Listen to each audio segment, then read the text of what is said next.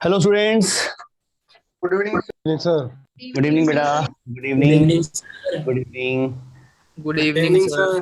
Good evening बेटा। ये लिखे हैं सर मैं नमस्ते। से बेटा अटेंड नहीं कर पाया था because me out of town था।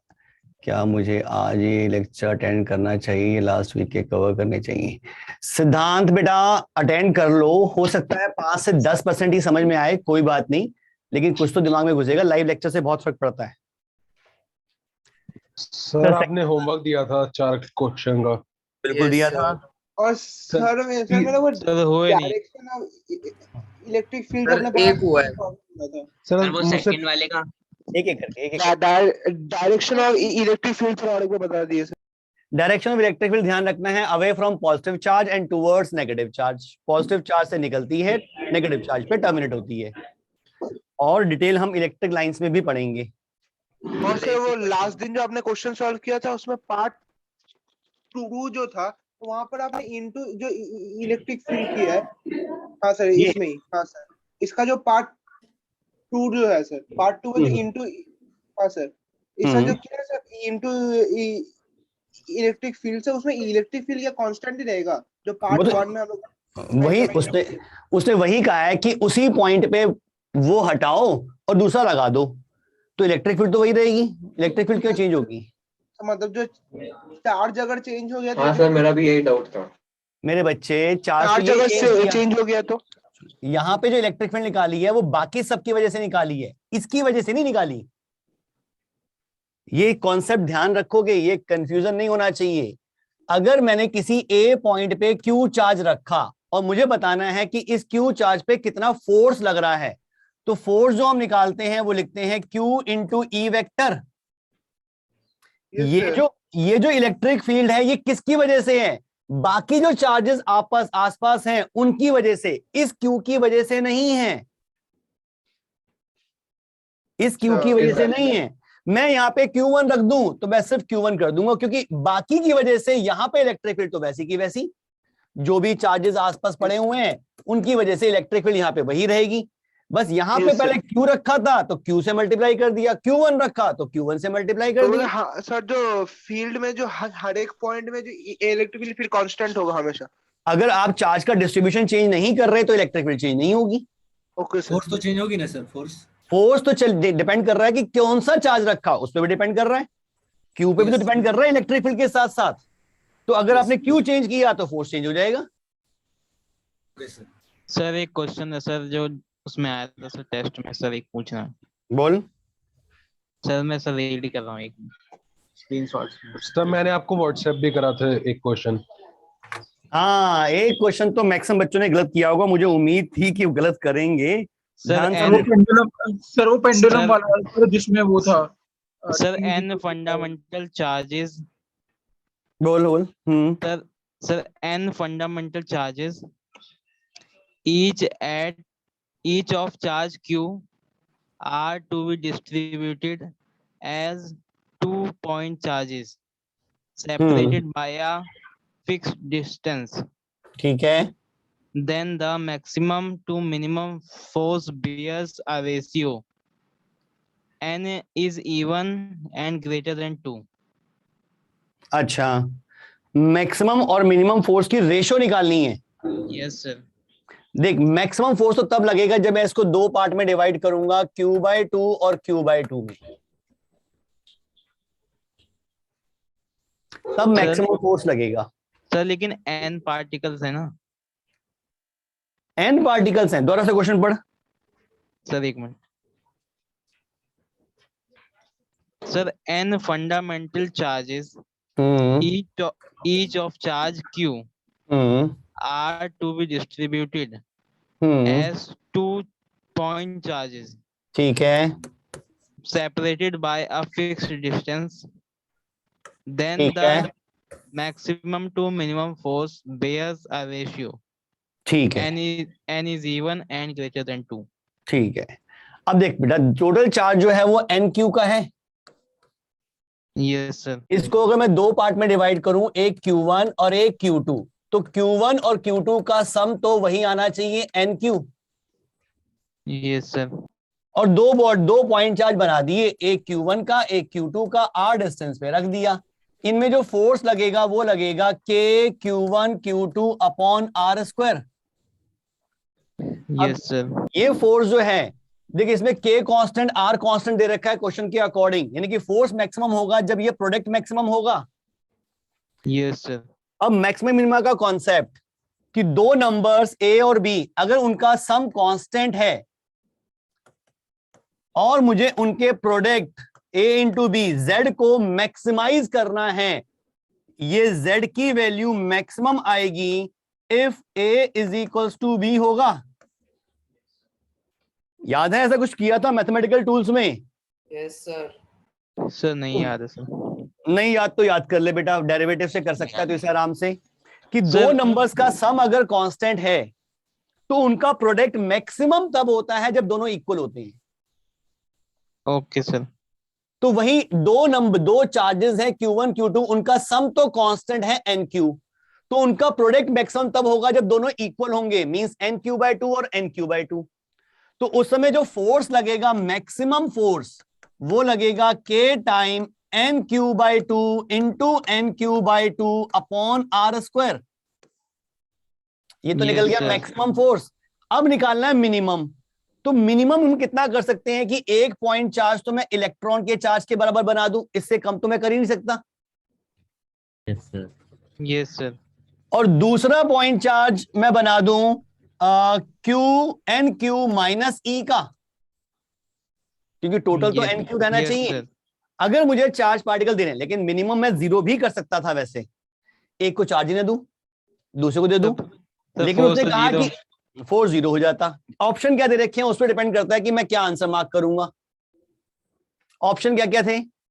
Sir, option नहीं शो कर रहा, सर आंसर शो कर रहा है। सर ऑप्शन वो थे n² / 4n - 1 होल स्क्वायर, और ऐसी था n² / n - 1 होल स्क्वायर। ऐसे रेशियो थी मैक्सिमम टू सर मिनिमम की आंसर n है की टर्म्स में। मतलब कोई इंफिनिटी नहीं था। सर आंसर नहीं है sir, n square upon 4 bracket n-1 n square upon 4 bracket n-1। नीचे। Yes sir. अच्छा, तो ये अगर फंडामेंटल चार्ज हम लेके चल रहे हैं तो मैं मान लूं भी फंडामेंटल चार्ज तो इलेक्ट्रॉन है, तो एक इलेक्ट्रॉन यहां पर, बाकी n-1 इलेक्ट्रॉन यहां पर, यानी कि Q की तरह ही ले लेता हूं उसको। अब फोर्स जो लगेगा वो लगेगा KQ into n-1 into Q upon R square, ये लगेगा मिनिमम।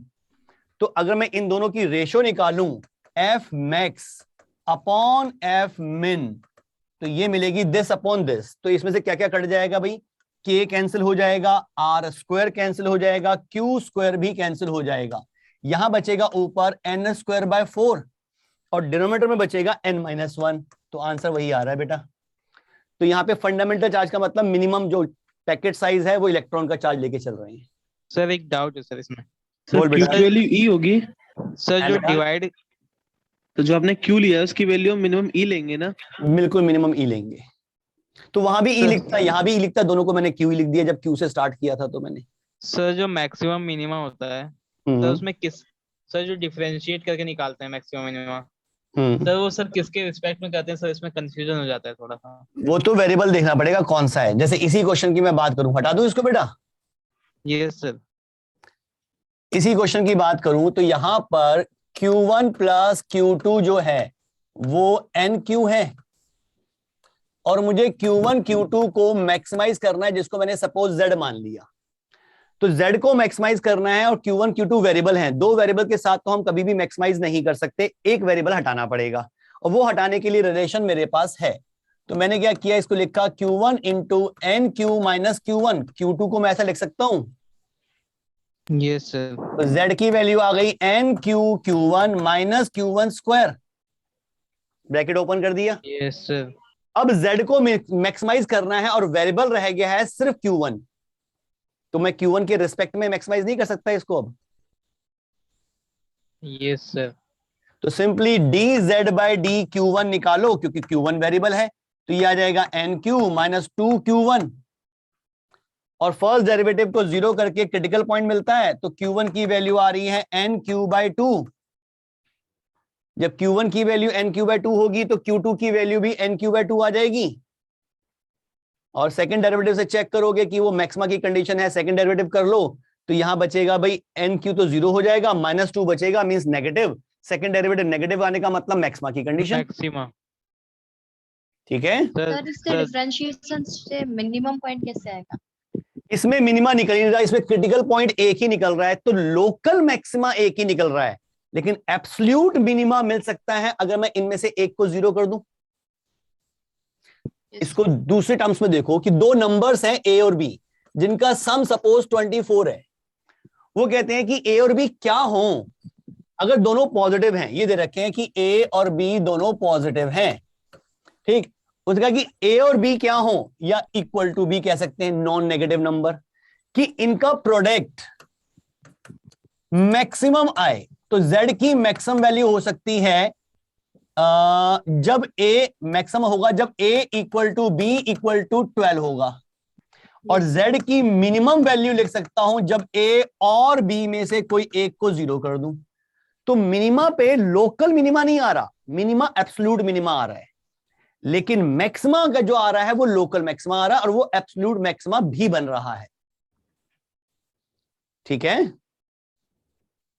यस सर एक और क्वेश्चन है। टेस्ट में जो क्वेश्चन रॉन्ग हुए थे वो शो ही नहीं हो रहे हैं। देख बेटा, टेस्ट में एक बच्चे ने, आप लोगों ने जो क्वेश्चन गड़बड़ की है वो सुनो जरा। एक क्वेश्चन था जिसमें दो आइडेंटिकल बॉडीज दे रखी थी। आइडेंटिकल बॉडीज मींस उनके मास सेम थे। फिर कहा कि उन दोनों को चार्ज दिया गया, पहले नहीं था चार्ज, अब उनको चार्ज दिया गया, दोनों को पॉजिटिव, एक को ज्यादा पॉजिटिव और एक को कम पॉजिटिव। अगर मैं कहता हूं कि इसको Q1 और इसको Q2 दिया, सपोज Q1 बड़ा है Q2 से, तो इनके मासेस चेंज हो जाएंगे। Yes sir. Yes sir. तो अब मैं कह सकता हूं कि M1 is less than M2। Yes sir. अब समझ में आ जाएगा कि वो θ1 θ2 इक्वल क्यों नहीं थे। सर आंसर शायद गलत दिया था सर। सर आ गया। आंसर क्या दे रखा था? सर वो θ1 ग्रेटर देन दे रखा है।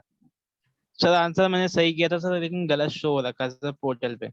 क्वेश्चन जरा बताओगे, पूरा लिखा हुआ है भी किसी के पास? यस सर मेरे पास है। एक को M1 वाला क्वेश्चन कर लीजिए सर ये क्वेश्चन बोलूं? हाँ, Two identical pendulums A and B are suspended from a same point. The ठीक है, bobs are given positive charges, ठीक with है। A having more charge than B. They diverge and reach equilibrium, and A and B make θ1 and θ2 with the vertical. ठीक है, Consider mass of positive charge और बताना है θ1 θ2 में relation. ये answer होना चाहिए। सर यही given है। यही गिवन है ना? हाँ। तो ठीक ही तो दे रखा है, गलत कहाँ दे रखा है फिर? सर एक क्वेश्चन आया था। देख, जिसमें ज्यादा पॉजिटिव चार्ज होगा उसका मास ज्यादा कम हो जाएगा, क्योंकि उसमें से ज्यादा इलेक्ट्रॉन निकाले होंगे। Yes sir. Yes sir. तो जिसका मास कम होगा वो नीचे होगा, उसका एंगल छोटा होगा। ठीक तो दे रखा है, गलत कहाँ है? देखो, दो टाइप के क्वेश्चन बनते हैं इसमें, ध्यान से समझना। एक बार क्वेश्चन में दे रखा होता है कि हमारे पास दो आइडेंटिकल पेंडुलम है with charges Q1 and Q2, already charge दे रखे हैं तो उनके मासेस सेम लेके चलेंगे। लेकिन इस क्वेश्चन में दे रखा था कि मासेस सेम थे, अब चार्ज दिया गया तो मासेस डिफरेंट हो जाएंगे। सर जिसका मास ज्यादा होगा वो नीचे नहीं होगा। बात तो तुम ठीक कह रहे हो, मैं ही गलत कह रहा हूँ। हाँ सर वो पिछले बार भी ऐसे ही करा था। हाँ, जिसका मास ज्यादा होगा वो नीचे होगा ना, क्योंकि mg ज्यादा होगा। Q2 M2 बड़ा है तो θ1 ग्रेटर देन θ2 आना चाहिए। सही कह रहे हो, मैं ही गलत सोच रहा था। मास और एंगल का इनवर्स रेशियो रिलेशन। आंसर क्या दे रखा था, पहले वाला दूसरे वाला? अब जो लिखा है दूसरा वाला, पहले वाला लिखा था वो वाला आंसर था। हाँ सर। तो वो ठीक, वो मैं ठीक करा दूंगा। सर एक और डाउट है। हाँ सर टेस्ट में एक क्वेश्चन आया था जिसके अंदर डिस्टेंस बताना था, थर्ड चार्ज प्लेस किया था उसका डिस्टेंस बताना था, तो डिस्टेंस नेगेटिव में दे रखा था। वो क्वेश्चन में गड़बड़ है, वो एक्चुअली में डिस्टेंस नहीं पूछना चाहिए, उसको पूछना चाहिए पोजीशन। यस सर, पोजीशन पूछता तो -20 होता। हाँ, मैं उसमें नंबर लिखवा दूं। मैंने आपको व्हाट्सएप पे भेजा था सर। तो मैंने तो उसमें -20 करा था आंसर। हाँ, तो जब ऑप्शन दे रखे हो तो समझ जाओ कि वो पोजीशन पूछ रहे हैं, अदरवाइज नेगेटिव का कोई मतलब नहीं था। सर इक्वेशन तो गलत था उसमें। कौन सा? सर वो माइक्रो न्यूटन आता, वो न्यूटन में आंसर दे रखा है। अच्छा ऐसा भी था? Yes Yes, sir, sir. एक था सर। एक उसमें मिनट, अटेम्प्ट ही नहीं किया है। एक क्वेश्चन मेरे पास आया है। क्वेश्चन एनसीईआरटी टेस्ट में तो वो पहले वाला ऑप्शन ही विजिबल नहीं था, मतलब आधे टेस्ट में। मतलब सर मेरे में ऑप्शन नंबर 1 ही विजिबल नहीं था during the whole test for NCERT वाला जो टेस्ट हुआ था। क्या सबके साथ ऐसा था? नो सर, नहीं, सही कह रहे नहीं हो। सर, हाँ हाँ हम लोग के साथ साफ ऐसा सब सही था। सर काफी सही था, सर। क्वेश्चंस में ऐसा था सर। सर केमिस्ट्री वाले में भी। चलो मैं देखता हूँ, क्वेश्चन नहीं विजिबल था। सुनो, एक क्वेश्चन मेरे पास आया, जरा सुन लो।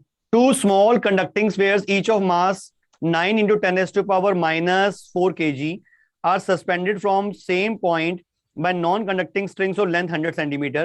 They are given equal and similar charges until the strings are equally inclined at 45 degree each to vertical.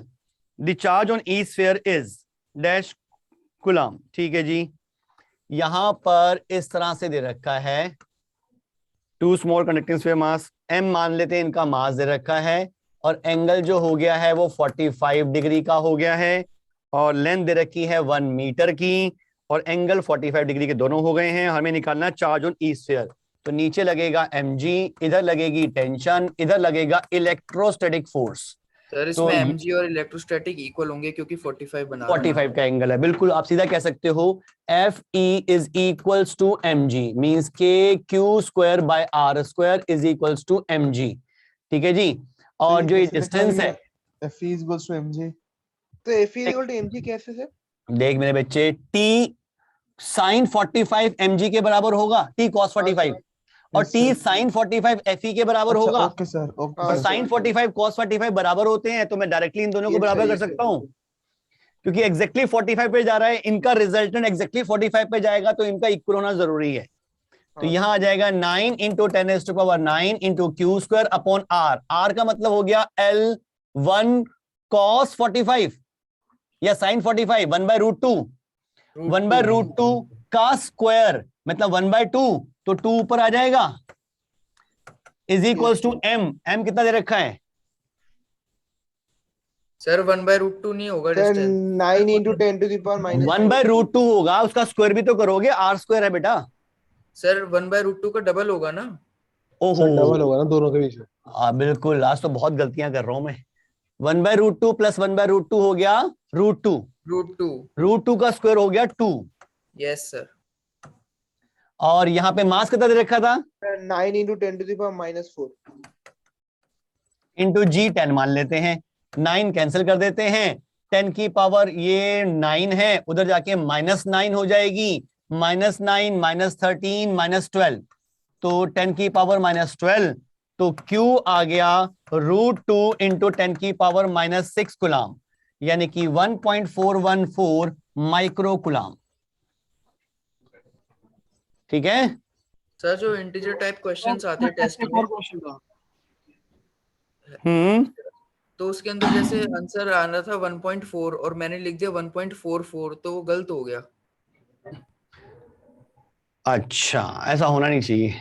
तो उसमें कैसे अटेम्प्ट करना चाहिए? उसमें ऊपर लिखा नहीं हुआ था कितने डिजिट तक लिखना है आंसर? नहीं सर, ऐसा कुछ लिखा नहीं हुआ था। मैं ठीक करा दूंगा बेटा, मार्क्स मिल जाएंगे इसमें। Okay sir. एग्जाम इंस्ट्रक्शंस में दिया हुआ था कि 2 डेसिमल पॉइंट तक लिखना है अप्रोक्सीमेट, हाँ फिर भी सर। गलत कर। अच्छा, 2 डेसिमल तक लिखा हुआ था और फिर भी गलत कर दिया। यस सर, 1.44 ही लिखा हुआ था मैंने, और मैं 1.4 आंसर दिया हुआ। मैं ठीक करा लेता हूँ बेटा इसको, डोंट वरी। सर पोर्टल पे टेस्ट के सॉल्यूशन, वो क्वेश्चंस के सॉल्यूशन नहीं मिलते हैं। क्या चीज? पोर्टल में जो टेस्ट हुआ था सर, उसके सॉल्यूशंस नहीं मिलते हैं। कुछ क्वेश्चंस के सॉल्यूशंस है। हाँ, तो जो बहुत इजी हैं उनके नहीं दिए होंगे। यस सर, इजी वालों के नहीं है। सर क्वेश्चन का सर जल्दी बोलो फटाफट बेटा। सर ये था कि बॉब ऑफ मास m, हाँ, मेरे पास एक आया है, कहीं यही तो नहीं है? A bob of mass m and charge q is attached to a massless string. Other end of the string is fixed at O, and a point charge capital Q is fixed at O. Find the time period of oscillation of simple pendulum if the length of the string is L. Answer है 2 pi under root L by G, जो simple pendulum का होता है। लेकिन में अंदर की तरफ तो फोर्स लग रही होगी इलेक्ट्रोस्टैटिक। ये स्टोरी नहीं है वो। सर अब ये समझ लो, ये बहुत अच्छा क्वेश्चन है, जेई में आया हुआ क्वेश्चन है, समझ लो इसे ढंग से। देखो जब सिंपल पेंडुलम आपने किया था तो आपने कॉन्सेप्ट सीखा था इफेक्टिव जी का, ध्यान है? Yes sir. सर इसमें आंसर गलत दे रखा है। क्या आंसर 2π√L/g नहीं दे रखा? वही दे रहा है। यही दिया है सर, यही दिया है। यही थी है। फिर गलत कहाँ दे रखा है? देखो अब इलेक्ट्रोस्टैटिक फोर्स का सर रिस्टोरिंग पहले फोर्स मैं में भी कोई कंफ्यूज हो गया था, कंट्रीब्यूशन नहीं फिर होगा। मैंने सही किया। आप पहले सुन लो मेरी बात, जिनको आता है बहुत अच्छी बात है, जिनको नहीं आता वो सुन लें। मैं ये डाल दूं इसमें, वरना क्या होगा, सर जो आपने नोट्स 3 नहीं क्वेश्चन मिलेगा। किए थे वो भी करवा दीजिएगा। अरे करवा देता हूँ बेटा, मुझे एक ही कोर्स बहुत आगे नहीं है। बढ़ाने दोगे ऐसे हैं। सुनो भाई, कल आपकी एक्स्ट्रा क्लास भी है फिजिक्स की। Okay sir. वैसे फिजिक्स की क्लास नहीं होती, लेकिन मैं ले रहा हूँ क्लास कल। Okay sir. समझो बेटा, जब आपने एसएचएम पढ़ा था खासकर सिंपल पेंडुलम का, तो एक कॉन्सेप्ट पढ़ा था इफेक्टिव जी वाला, याद है? Yes sir, yes sir. जब बॉडी में सिस्टम में कोई एक्सेशन आ जाए या कोई एक्सटर्नल कांस्टेंट फोर्स आ जाए तो हम इफेक्टिव जी का कॉन्सेप्ट लगाते हैं। Yes sir. Yes sir. लेकिन वो तब लगाते हैं जब एक एक्सटर्नल कांस्टेंट फोर्स आता है। कांस्टेंट फोर्स का मतलब है जिसमें मैग्नीट्यूड और डायरेक्शन दोनों सेम रहे। ठीक, अब एक केस देखो कि अगर मैं एक सिंपल पेंडुलम लेके चल रहा हूं जिसका मास m, लेंथ l है। ध्यान से समझना इस चीज को बेटा, बहुत इंपॉर्टेंट चीज है ये। मास m, लेंथ l, ये पॉइंट फिक्स्ड है, इसको ऑसिलेट कराते हैं। तो हमने यहां पे पेंडुलम लिया था, इसका एफबीडी बनाया था किसी स्मॉल एंगल थीटा के लिए, यहां लगा था mg, इधर लगी थी टेंशन, और फिर हमने यहां पे देखा था इसका कंपोनेंट आया था mg साइन थीटा का, इस तरफ आया था mg cos थीटा का, ये हट गया, डिस्टेंस x माना था। रीस्टोरिंग फोर्स आया था mg साइन थीटा का, और थीटा बहुत छोटा है तो हमने इसको mg थीटा लिख दिया था। फिर थीटा को लिखा था mg into x/l, arc length upon radius, और फिर कहा था भाई ये पार्ट तो कांस्टेंट है, यानी कि रीस्टोरिंग फोर्स x के प्रोपोर्शनल में आ गया, तो टाइम पीरियड मिल गया था 2π√L/g। यहां तक का डेरिवेशन तो हमने पूरा 11th में किया था, याद है? सर क्या ये सबको याद है? Sir yes, Yes, 2 sir. t is equal to 2/√Lg आ रहा है। L/g होता है बेटा, हाँ L/g। हाँ वही है। ठीक, अब अगर मैं कहता हूं इस क्वेश्चन में मैं चेंज कर देता हूं कुछ, मैंने क्या किया, वही सिंपल पेंडुलम लिया, L लेंथ, मास m, पॉइंट O फिक्स है, इसको चार्ज भी दे दिया Q का, और साथ साथ क्या किया, डाउनवर्ड डायरेक्शन में एक यूनिफॉर्म इलेक्ट्रिक फील्ड भी लगा दी, यानी कि अब इलेक्ट्रिक फील्ड भी फोर्स लगाएगी। अब अगर मैं इसको थोड़ा सा डिस्प्लेस करूं, इधर करूं, ये यहां आएगा, यहां पे अगर मैं इसका एफबीडी बनाऊं तो नीचे लगेगा mg, नीचे लगेगा QE, और इधर टेंशन। देखा जाए तो एफबीडी में क्या फर्क पड़ा, पहले सिर्फ mg था, अब mg प्लस QE आ गया, यानी कि रीस्टोरिंग फोर्स में mg का कंपोनेंट भी आएगा और QE का कंपोनेंट भी आएगा, यानी कि अब रीस्टोरिंग फोर्स होगा mg प्लस QE का साइन थीटा वाला कंपोनेंट। सर हाँ बेटा, चार्ज नेगेटिव नहीं है तो इसके टुवर्ड्स नहीं आएगा। चार्ज नेगेटिव है ना, कहां लिया नेगेटिव मैंने? -2। नेगेटिव भी तो है। अरे कॉमा लगाया था यार, अच्छा, ये कॉमा था। अब ठीक है, अच्छा नेगेटिव भी होता तो ऊपर लगा देता तो mg माइनस QE कर देता, ज्यादा फर्क नहीं पड़ता। Okay sir. यहां तक ठीक है। अब रीस्टोरिंग फोर्स, हो गया था, आप दोबारा बता दीजिए इसको। देख बेटा मैंने क्या किया, वही पेंडुलम लिया, लेकिन बोब को मैंने Q चार्ज दे दिया और वर्टिकली डाउनवर्ड डायरेक्शन में एक यूनिफॉर्म इलेक्ट्रिक फील्ड भी लगा दी E की। फिर से फोर्स डायग्राम बनाया तो नीचे mg के साथ साथ QE भी लग रहा होगा, तो रीस्टोरिंग फोर्स में mg के साथ साथ QE का कंपोनेंट भी आएगा, means mg plus QE sine theta बन जाएगा। और यहां पे मैं लिखूंगा restoring force mg plus QE into sine theta, जिसको थीटा, और फिर थीटा को x/L, तो टाइम पीरियड मिल जाएगा मुझे 2π√L/g इफेक्टिव, मतलब g प्लस QE/m। ये टाइम पीरियड आ जाएगा अगर मैं ये केस लेके चलता हूं। इस पार्ट में किसी को कोई दिक्कत? No sir. अब जो क्वेश्चन दे रखा था उसको समझो। ये पॉइंट ऑफ सस्पेंशन, ये पेंडुलम, मास m, इसको क्या चार्ज दे रखा था? तो क्यू Q। और यहां पॉइंट ऑफ सस्पेंशन पे क्या चार्ज था? Minus Q minus Q capital Q। चलो जी, सर अब माइनस अगर नहीं था। मैं जो भी था कोई फर्क नहीं पड़ रहा उससे। अब यहां मैंने इसको डिस्प्लेस कर दिया। इस डिस्प्लेस पोजीशन पे जरा मैं FBD बनाऊं तो mg तो अब भी नीचे लग रहा होगा, टेंशन अब भी इधर लग रही होगी, लेकिन इलेक्ट्रोस्टैटिक फोर्स जो होगा अब वो वर्टिकल नहीं होगा, वो इस लाइन के अलोंग ही होगा। क्या इस इलेक्ट्रोस्टैटिक फोर्स का कोई भी कंपोनेंट रीस्टोरिंग फोर्स का काम करेगा? No sir. No no sir. तो SHM में इस इलेक्ट्रोस्टैटिक फोर्स का क्या रोल? कुछ नहीं सर, mg बैलेंस। तो टाइम पीरियड में क्या चेंज आएगा? कुछ भी नहीं, T रहेगा 2 पाई अंडर रूट L/G जो पहले था। सर ये Fe का मतलब कंपोनेंट नहीं आएगा इस साइड में? किसी भी वेक्टर का कंपोनेंट अपनी परपेंडिकुलर डायरेक्शन में आता है? Yes sir. No sir. No sir, perpendicular में तो नहीं आता। तो इस वेक्टर का कंपोनेंट टेंजेंशियल डायरेक्शन में जो रीस्टोरिंग फोर्स का काम कर रहा है क्यों आएगा? यहां पर Fe का काम क्या है? सिर्फ टेंशन को चेंज करना।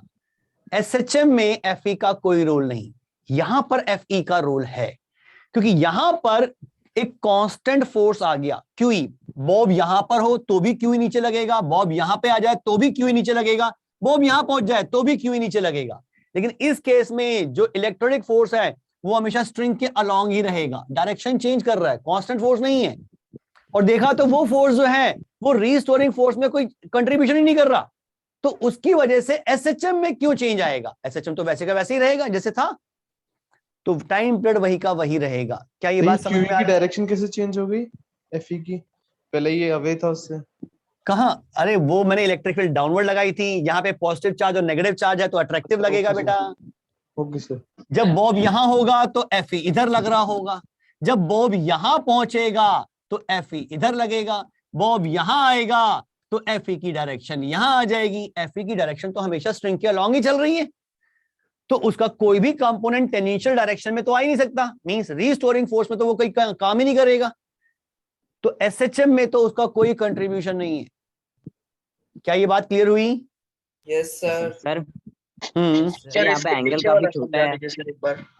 एंगल यहाँ पे एंगल काफी छोटा है, इसलिए अपन टेंशन का जो कंपोनेंट है 90 डिग्री पे वो 0 मान रहे हैं ना। टेंशन का कंपोनेंट हमेशा 90 डिग्री पे तो 0 ही होता है बेटा, हमेशा 90 डिग्री में तो टेंशन डायरेक्शन नहीं बेटा। अगर तुम बड़ा एंगल भी ले लोगे ना तो SHM नहीं रहेगा, लेकिन कंपोनेंट तो वही लेना पड़ेगा, कंपोनेंट थोड़ा चेंज कर दूंगा मैं। अगर cos 90 0 ही होता है। अगर ये है और मैं इसको यहां तक घुमा दूं तो इसमें नीचे लग रहा होगा mg, यस और Fe इधर लग रहा होगा। रीस्टोरिंग फोर्स तो टेंजेंशियल डायरेक्शन में ही देखना पड़ेगा। इस समय कौन सा फोर्स है जो वापस ले जाएगा इसको? इस फोर्स का कंपोनेंट इस डायरेक्शन में तो 0 ही आएगा। यस। लेकिन अगर ये एंगल बड़ा है तो ये SHM ही नहीं रहता। यस। सिंपल पेंडुलम का ऑसिलेशन SHM रहता है अगर थीटा बहुत छोटा होता है तो। क्या क्लियर है? क्वेश्चन को एक बार समझा दीजिए सर। कौन सा बेटा? सर इसके पहले वाले क्वेश्चन को सर। इसके पहले कौन सा क्वेश्चन था?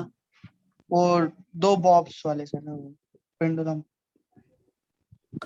2 बॉब वाला कौन सा था पेंडुलम वाला? तो वो θ1 θ2 एंगल छोटा बड़ा वाला। तो वो समझ नहीं आया? नहीं सर वो नहीं सर। हाँ सर वो 2 45 डिग्री वाला सर, वो एंगल 40। अरे उसमें तो सिंपल FBD बनाना है बेटा। ये इस तरह से, ये एंगल 45 डिग्री का, ये एंगल 45 डिग्री का, मास m, चार्ज q मान लिया, लेंथ दे रखी थी हमें L 1 मीटर की, ठीक है। FBD बना, नीचे लगेगा mg, इधर लगेगी टेंशन और इधर लगेगा इलेक्ट्रोस्टैटिक फोर्स। और ये एंगल होगा 45 डिग्री का, तो T cos 45 degree is equals to mg और T sin 45 degree is equals to electrostatic force. क्या ठीक लिखा है?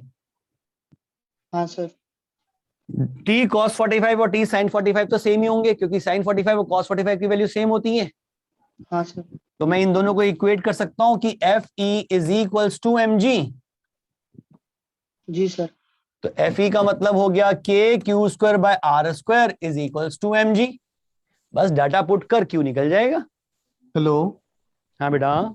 सर, एक छोटा सा डाउट था, जैसे अगर बॉब्स पर तो जो उसकी एंड है, इस पर 2 डिफरेंट मासेस हो तो सर टेंशन सेम होगी या डिफरेंट होगी? अलग होगी। मासेस अलग है तो एंगल भी अलग होगा, एंगल अलग होगा तो टेंशन डिफरेंट हो जाएगी। ओके एक और क्वेश्चन था, हाँ फिर उसका आंसर आ रहा था f is proportional to y, लेकिन सर आंसर गिवन था f is proportional to -y।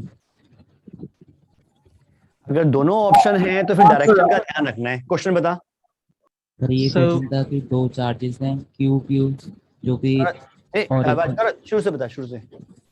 two charges are given and they are placed at x is equals to -a और x is equals to a पर, और sir x is equals to -a पर और a पर दो charges रखे हैं। कैसे रखे हैं चार्जेस? नाम बता उनके।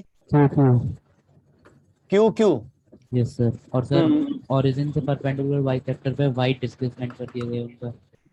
y डिस्प्लेसमेंट पर यहाँ पे क्या है सर? एक q चार्ज है, capital Q q/2 minus q/2 था ना, I think. Yes sir, minus था। Minus q/2। Answer sir minus इधर फोर्स लगेगा, इधर फोर्स लगेगा, रिजल्टेंट फोर्स नीचे की तरफ आएगा तो नेगेटिव में ही आएगा बेटा। यस सर, एसएचएम जैसा सीन है। इसी क्वेश्चन में एक चीज पूछनी थी सर। सर इसी क्वेश्चन में ना सर, क्वेश्चन में गिवन था कि इस पार्टिकल जो जिस पे चार्ज -q/2 है, उसका मास m है सर, तो फिर मैं mg भी कंसीडर नहीं करूंगा? आपको ये पता है कि ये प्लेन जो है ये वर्टिकल है। मैंने मान लो ये हॉरिजॉन्टल कर दिया, मैंने हॉरिजॉन्टल प्लेन लिया, यहाँ दो चार्ज रखे, इस लाइन का परपेंडिकुलर बाइसेक्टर इधर ले लिया, यहाँ पे रख दिया। अब घुमा दे ऐसे, mg तो नीचे लग रहा होगा, उसको नॉर्मल रिएक्शन बैलेंस कर देगा। क्या प्रॉब्लम है? mg की जरूरत पड़ेगी? ठीक है सर। जब ऐसी सिचुएशन हो तो जनरली हम m को नेगलेक्ट कर देते हैं। सर हाँ बेटा। सर इसमें f और y का रिलेशन में कैसे निकाला था, क्योंकि वो नेगेटिव आया था। देख बड़ा, y ऊपर की तरफ है और फोर्स नीचे की तरफ है, तो डायरेक्शन के अकॉर्डिंग तो नेगेटिव दिखाना पड़ेगा मुझे। Yes sir. नेगेटिव क्यों आ रहा है, ये रीजन समझ में आ रहा है? Yes sir, yes sir. अब मैग्नीट्यूड क्यों आया ऐसा, वो तो फोर्स निकाल के पता चलेगा। Okay sir. Yes sir. जैसे सर फोर्स निकालते वक्त एसएचएम में F is equals to -kx आता था। दो तरीके होते हैं बेटा एसएचएम में, या तो आप फोर्स को नेगेटिव के साथ लेते हो, लेकिन मैंने सिखाया है कि हमें पता है कि फोर्स रीस्टोरिंग है, तो मैं डायरेक्टली क्या करता हूं, रीस्टोरिंग फोर्स का वैल्यू निकाल देता हूं। जैसे मैंने अभी जो क्वेश्चन किया है, देख मैंने इसमें कहीं नेगेटिव लगाया है? मैंने कहीं नेगेटिव लगाया, और मैं कह रहा हूं कि ये एसएचएम है। क्यों? क्योंकि मैं इस एफ को सिंपल फोर्स नहीं कह रहा, मैं कह रहा हूं रीस्टोरिंग फोर्स। जब मैंने रीस्टोरिंग वर्ड यूज कर लिया तो कंफर्म है कि फोर्स टुवर्ड्स मीन पोजीशन है। Yes, अगर मैं डायरेक्शन भी बताना चाहता हूं तो देखो भी, एक्स तो राइट में है, फोर्स लेफ्ट में है, इसलिए नेगेटिव आना चाहिए। मुझे नेगेटिव साइन की जरूरत ही नहीं है, मुझे पता है कि एसएचएम होगा क्योंकि रीस्टोरिंग फोर्स लग रहा है और एक्स के प्रोपोर्शन में आ रहा है। तो मैं रीस्टोरिंग फोर्स का सिर्फ मैग्नीट्यूड निकाल रहा हूं, डायरेक्शन से मुझे मतलब नहीं, डायरेक्शन तो मैंने एनालाइज कर ली। तो दो तरीके हैं एसएचएम के क्वेश्चन करने के लिए, या तो आप नेट फोर्स निकालो, उसमें साइन यूज करो, या आप कहो जी फोर्स नहीं निकाल रहा मैं रीस्टोरिंग फोर्स ही निकाल रहा हूं। रीस्टोरिंग फोर्स वो फोर्स जो बॉडी को वापस मीन पोजीशन पे लाने की कोशिश कर रहा है, तो कंफर्म है वो मीन पोजीशन की तरफ ही है, तो नेगेटिव तो आना ही आना है। तो मैं क्यों लिखता रहूं बार बार नेगेटिव? मेरे को मैग्नीट्यूड की जरूरत है, मैं निकाल लूंगा आराम से। क्या ये बात clear? Sir electric field distance के साथ वेरी करती है? बिल्कुल करती है, डिपेंड करता है सिचुएशन पर, चार्जेस डिस्ट्रीब्यूशन कैसा है। अगर चार्ज डिस्ट्रीब्यूशन हम देखेंगे एक जगह पे तो डिस्टेंस पे डिपेंड भी नहीं करेगी, ऐसे केसेस भी आएंगे। सर मतलब जो फॉर्मूला है F is equal to charge into E, ये सिर्फ एक पर्टिकुलर डिस्टेंस के लिए ट्रू है ना? चार्ज इनटू, दोबारा बताओ कौन सा फॉर्मूले की बात कर रहे हो? F is equals to QE. charge into E vector. F is equals to charge into E। ये फॉर्मूला किसके लिए है कि किसी पर्टिकुलर पॉइंट A जहां पर इलेक्ट्रिक फील्ड E है वहां पे Q चार्ज रखूंगा तो उस Q चार्ज पे जो फोर्स लगेगा वो ये निकालेंगे। अब मैं इलेक्ट्रिक फील्ड वेरी कर रही है तो किसी और पॉइंट की बात कर रहा हूं। फिर मैं जब मैं किसी और पॉइंट की बात कर रहा हूं तो वहां की इलेक्ट्रिक फील्ड यूज करूंगा, यहां की इलेक्ट्रिक फील्ड क्यों यूज करूंगा? समझ गया। बात समझ में आ रही बेटा? ये तो है कि इस पॉइंट पे इलेक्ट्रिक फील्ड अगर E है और इस पॉइंट पे मैंने Q चार्ज अपनी तरफ से और रख दिया तो उस Q चार्ज पे कितना फोर्स लगेगा? That is QE। जी सर। ठीक। और कंफ्यूजन किसी को कोई? सर इससे अच्छा तो डाउट क्लास रख लीजिए सर। हो ही गई वहां बाधा तो क्लास ही निकाल दी तुमने डाउट में ही। सर आप जैसे सर वो ओलंपियाड वाला क्वेश्चन कर लीजिए। हाँ कर लेते हैं। मेरे में तो क्वेश्चन ही सॉल्व नहीं हो रहा है, मैं क्या करूं? कौन से क्वेश्चन सॉल्व नहीं हो रहे? सॉल्व नहीं, शो नहीं हो रहे हैं टेस्ट वाले। टेस्ट वाले शो नहीं हो रहे टेस्ट में। आप आपके पास कोई नंबर है जिसपे आप अपनी प्रॉब्लम्स आईटी की जो आती हैं, मतलब इससे पोर्टल से लिंक कोई प्रॉब्लम आ रही है? यस सर, गिवन है नंबर। उनको फॉरवर्ड करो ना अपनी प्रॉब्लम को, स्क्रीनशॉट लेके फॉरवर्ड कर दो, सॉल्व कर देंगे बेटा वो। सर जो इलेक्ट्रिक फील्ड होती है वो हमेशा सर्कुलर बनती है किसी भी particular के किसने कहा? ये किसने कहा सर्कुलर बनती है? मैंने तो ऐसा कभी नहीं कहा। सर मोस्टली लाइक हर जगह यही देखा है। नहीं, मैं रेयर केस में सर्कुलर बनेगी, वो इंड्यूस इलेक्ट्रिक फील्ड जो हम पढ़ेंगे EMI के एंड में वो सर्कुलर बनेगी। उससे पहले तो सर्कुलर हम देखेंगे ही नहीं कहीं पर, सीधी या कर्व्ड चल रही होगी, सर्कुलर तो नजर ही नहीं आएगी हमें। और कभी भी क्लोज लूप तो बनाती ही नहीं इलेक्ट्रिक लाइंस, हमेशा पॉजिटिव से स्टार्ट होती हैं और नेगेटिव पे टर्मिनेट हो जाती हैं। इंटरसेक्ट भी नहीं करेंगे कभी? इंटरसेक्ट भी नहीं करेंगी। ये सब प्रॉपर्टीज पढ़ेंगे हम इलेक्ट्रिक लाइंस की। अभी तो हम पहले बेसिक इलेक्ट्रिक फील्ड तो समझे हैं क्या। क्वेश्चन दिए थे उनके आंसर्स बता दिए। सुन लो बेटा, अब वही मैं बता रहा हूँ, जरा देख लो। ये चल क्यों नहीं रहा? सर उनके सॉल्यूशन की बजाय हिंट दे दो। अरे अरे तो स्टार्ट कहाँ से करें? यस सर, सिर्फ हिंट देना सर, सॉल्यूशन मत बताना। सर वो क्वेश्चंस आप कभी डाउट क्लास में डिस्कस करवा देना। एक मिनट बेटा, कल की क्लास में एक्स्ट्रा ले रहा हूँ, कल की क्लास लंबी लूंगा मैं, तैयार रहना। ये हैंग हो गया, एक मिनट रुको जरा। कल तो पेपर है सर। कल कौन सा पेपर है? सर इंग्लिश का है सर। वो तो सुबह होगा ना पेपर तो। Yes sir. क्लास तो मैं शाम को लूंगा। सर अगले दिन भी है ना? कौन सा है? सर अगले दिन कंप्यूटर का है। पढ़ लेना, आज ही पढ़ लो फिर कंप्यूटर का जो पढ़ना है।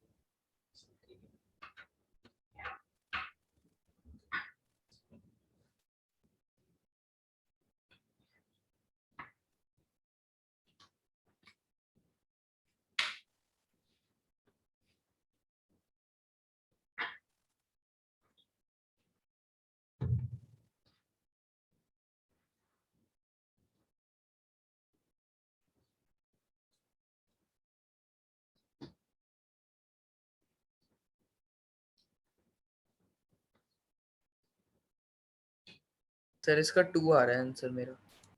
यस सर 2 आ रहा है मेरा भी। सर 2 आ रहा है सर आपकी आवाज नहीं आ रही। Sir you are muted. ये क्वेश्चन तो सबसे हो गया होगा। यस 2 आ गया। आंसर 2 बिल्कुल सही है। सर बता दीजिए सर। सुन लो, 2 identical charge spheres are suspended by strings of equal length. Length मान लेते हैं भाई L की है। The strings make an angle 30 degree with each other. When suspended in a liquid of density 0.8 gram per cc, the angle remains same. What is the dielectric constant of the liquid density of sphere is this. पहले तो situation air की लेके चलें, अभी ये air में है तो एंगल ये 30 का बन रहा है, मींस आधा आधा 15 का होगा। Yes sir. मैं अगर एक बॉब का फ्री बॉडी डायग्राम बनाऊं तो नीचे लगेगा mg, यहां लगेगा इलेक्ट्रोस्टैटिक फोर्स F और यहां लगेगी टेंशन T1 मान लूं, और यहां एंगल बनेगा 15 डिग्री है बेटा। मासेस इक्वल है, मासेस इक्वल है two identical charge spheres. Okay sir, ठीक है। अब मैं यहां पे बनाऊं तो बनेगा भाई T1 sin 15 degree is equals to F और T1 cos 15 degree is equals to mg। क्या ठीक लिखी इक्वेशन? Yes sir. दोनों को डिवाइड कर दूंगा तो आ जाएगा tan 15 degree is equals to F upon mg। Yes yes sir. अब मानो इसे डाल दिया मैंने लिक्विड में, जब लिक्विड में डालूंगा तो क्या क्या चेंजेस आएंगे। इसी बॉब को देखूं, इसमें नीचे लग रहा होगा अभी भी mg, इधर नई टेंशन मान ली T2, इधर फोर्स लग रहेगा F by K, dielectric constant K मान लिया, लेकिन साथ साथ एक अपथ्रस्ट भी लगेगा, बॉइंट फोर्स। यस सर, ठीक, बॉइंट फोर्स लगेगा ऊपर की तरफ, यानी कि मैम इसमें माइनस वी रो जी कर दूं, mg minus V rho g net force हो जाएगा। वो कह रहा है कि एंगल अभी भी 15 डिग्री का ही बन रहा है, यानी कि अब मैं लिख सकता हूं tan 15 degree is equals to F by K, force की जगह पे F बाय K और mg की जगह पे mg minus V rho g होना चाहिए। Yes sir. लिक्विड के केस में ये इक्वेशन बनेगी, एयर के केस में ये इक्वेशन बनेगी। क्या ये समझ में आ रही है? Yes sir. अब दोनों ही tan 15 है तो मुझे जरूरत नहीं मैं इन दोनों को ही इक्वेट कर दूं। जब मैं इन दोनों को इक्वेट करूंगा तो न्यूमरेटर से F कट जाएगा, क्या बचेगा मेरे पास जरा देखो भाई। ये बचेगा, मुझे इक्वेट करूंगा तो 1/mg, उल्टा भी कर देता हूं तो ये आ जाएगा mg is equals to mg minus V rho g upon 1/k, तो 1/k ऊपर जाके इंटू k हो जाएगा, और मुझे k ही निकालना है तो k की वैल्यू है mg upon mg minus V rho जी।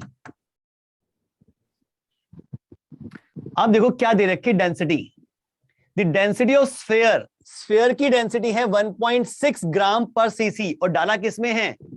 लिक्विड की डेंसिटी है 0.8 ग्राम पर सीसी। हमने माना है v is the volume of sphere, तो मैं ऊपर m को लिख सकता हूं v density of sphere into g upon v density of sphere into g minus v, और ये डेंसिटी लिक्विड की है इंटू जी। v और g तो कॉमन आके कट जाएंगे, बचेगा density of sphere upon density of sphere minus density of liquid. Density of sphere है 1.6 माइनस डेंसिटी ऑफ लिक्विड है 0.8, तो सिंप्लीफाई करके आंसर 2 आ रहा है। Yes sir. डाइलेक्ट्रिक कांस्टेंट की वैल्यू आ रही है 2। हाँ बेटा। सर डाउट पूछना था पिछले वाले से कि एक एक करके बोलो भाई,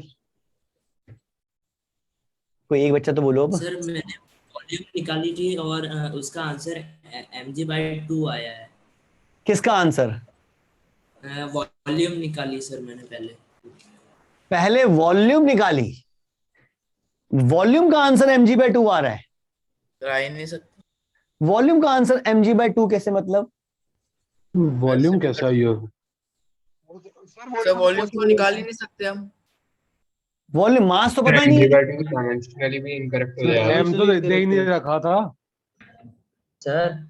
हाँ सर मैंने पहले tan 15 इक्वल टू F/mg करा, फिर उससे सर मैंने फिर वॉल्यूम निकाल ली और वॉल्यूम मेरी mg/2 आई है।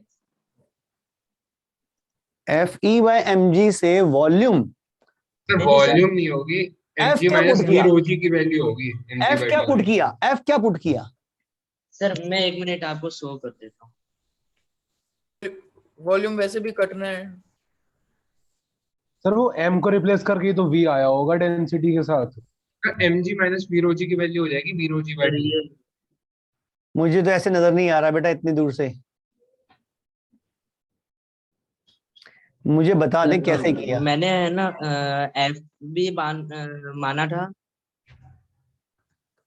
सर। आप कह रहे हो 10 15 equal to 10 15 is equal to आया था f अपॉन mg। अब क्या किया सर? फिर मैंने सर mg और 10 cos 15 के अक्रॉस एफ भी मान लिया, एफ बायन फोर्स। यहां मान लिया? नहीं सर, cos 15 के अक्रॉस सर। cos 15 के अक्रॉस मतलब क्या, समझ नहीं आई मुझे बात बेटा। मैं देखूं अगर नीचे लग रहा है mg, इधर है टेंशन, इधर लगेगा इलेक्ट्रोस्टैटिक फोर्स और बॉइंग फोर्स तो ऊपर लगेगा। हाँ सर वही। हाँ अब सर उसको इक्वल करा v equal to density minus rho के equal. v equal to v into density minus rho. Density of sphere minus density of this. Yes sir. और सर उसका आंसर 0.8 आया है। नहीं ये क्या चीज आई सर? ये बियॉन्ड फोर्स का सर, वॉल्यूम के लिए। बॉइंट फोर्स तो v रो g होता है बेटा, ये कैसे उन लग गया बॉइंट फोर्स? सर वो बॉइंट फोर्स टेंशन का इफेक्ट ही नहीं लिया उसने, टेंशन मतलब दोनों कंपोनेंट को बस इक्वल इक्वल कर दिया और फिर वो सब्ट्रैक्ट हो गए, उस तरह से आ गई ये। कौन से दो? Sir force of bind force और mg को उसने दोनों को इक्वेट कर दिया, जी कट गए दोनों के, वॉल्यूम बॉइंट फोर्स और mg को इक्वेट कर दिया। क्यों इक्वेट कर देंगे? नहीं सर। हाँ और उसने mg इफेक्टिव निकाला है। Buoyant force equal to v into d minus rho. ये कौन सा फॉर्मूला है बॉइंट फोर्स का? मैंने तो ऐसा कोई फॉर्मूला पढ़ा नहीं बॉइंट फोर्स का। बॉइंट फोर्स तो होता है volume, displaced volume into density of liquid into G. आप आगे कराओ। ये बॉइंट फोर्स का फॉर्मूला बिना जी के और डेंसिटीज का डिफरेंस लेके कैसे कर रहे हो आप? जो निकाल रहे हो that is a net force, वो बॉइंट फोर्स होना होगा और उसमें जी भी नहीं लगा रहे। नहीं सर जी है ना सर। आपने जी बोला नहीं, ये जी बता रहे हो? हाँ सर।